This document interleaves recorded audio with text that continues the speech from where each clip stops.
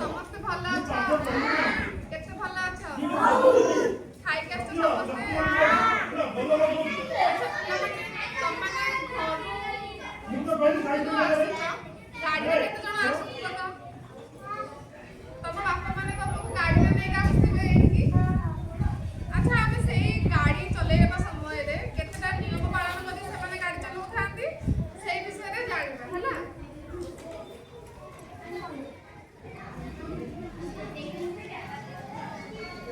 ଆଚ୍ଛା, ଟିକେ ଦେଖ ଆମର ଟ୍ରାଫିକ ଯେତେବେଳେ ଆମର ଟ୍ରାଫିକ ଲାଇନରେ କ'ଣ ଥାଏ ନା ତିନୋଟି ଚିହ୍ନ ଆସେ, ତିନୋଟି କଲର ବତି ଜଳେ ହେଲା।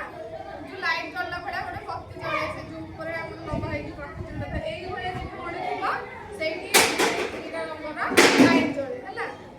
ଏଇ ନାଲି ବତି ଜଳିଲେ ଆମେ କ'ଣ କରିବା? ରହିଯିବା ହେଲା। ନାଲି ବତି ଜଳିଲେ ଆମେ ରହିଯାଉ, ଆମ ଗାଡ଼ି। ଆଉ ଏଇ ହଳଦିଆ ବତି ଜଳିଲେ ସେ କ'ଣ କରନ୍ତି? ଗାଡ଼ିକି ଷ୍ଟାର୍ଟ କରନ୍ତି, ମାନେ ଯିବା ପାଇଁ ପ୍ରସ୍ତୁତ ହୁଅନ୍ତି ହେଲା। ଆଉ ଏଇ ସବୁଜ ବତି ଜଳିଲେ କ'ଣ ହୁଏ? ସବୁଜ ବତି ଜଳିଲେ ବାବା କ'ଣ କରନ୍ତି? ଗାଡ଼ିରେ ଧରିକି ଆସନ୍ତି, ଷ୍ଟାର୍ଟ କରିକି ଏକା ଉଠନ୍ତି, ପଳେଇ ଆସନ୍ତି। ଆଚ୍ଛା, ଆମେ ଯଦି ଏଇ ଟ୍ରାଫିକ ନିୟମ ନ ମାନିବା ଆମର କ'ଣ ହବ କହିଲ? ଦୁର୍ଘଟଣା ହବ କି ନାହିଁ? ଆକ୍ସିଡେଣ୍ଟ ହବ କି ନାହିଁ? ସମସ୍ତେ ହସ୍ପିଟାଲରେ ପଡ଼ିବେ କି ନାହିଁ? ଆମେ ଏଇ ଟ୍ରାଫିକ ନିୟମ ମାନି ସଦାବେଳେ କ'ଣ ଚାଲିବା ଉଚିତ, ମାନିବା ଉଚିତ ହେଲା। ଏଇଟା ଆମ ପାଇଁ ହିଁ ଭଲ। ତମେମାନେ ସ୍କୁଲକୁ ଯେତେବେଳେ ସ୍କୁଲରୁ ଘରକୁ ଯାଉଛ କି ଘରୁ ସ୍କୁଲରୁ ଆସୁଛ, ତମେ ସେତେବେଳେ କ'ଣ କରିବ? ବାମ ପଟ ଦେଇ ଯିବା ଆସିବା କରିବ। ଆମର ଦେଖି କହିଲେ ସମସ୍ତଙ୍କର ବାମ ହାତ କୋଉଟା? ବାମ ହାତ ଆଉ ଡାହାଣ ହାତ ଜାଣିଛ ନା? ସଦାବେଳେ କ'ଣ କରିବ?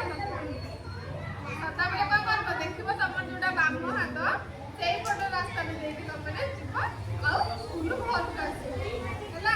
ସେମିତି କଲେ କ'ଣ ହବ? ତମର ଦୁର୍ଘଟଣା ହବ, ସୁରକ୍ଷିତରେ ତମେ ଘରକୁ ଯିବ ଆଉ ବିଦ୍ୟାଳୟକୁ ବି ଆସିବ। ତମର ସମସ୍ତେ ଟ୍ରାଫିକ ନିୟମ ମାନିବ? କେତେ ଜଣ ମାନିବ ଦେଖି ହାତ ଦେଖିଲ? ସମସ୍ତେ ତାହେଲେ ମାନିବ ନାହିଁ।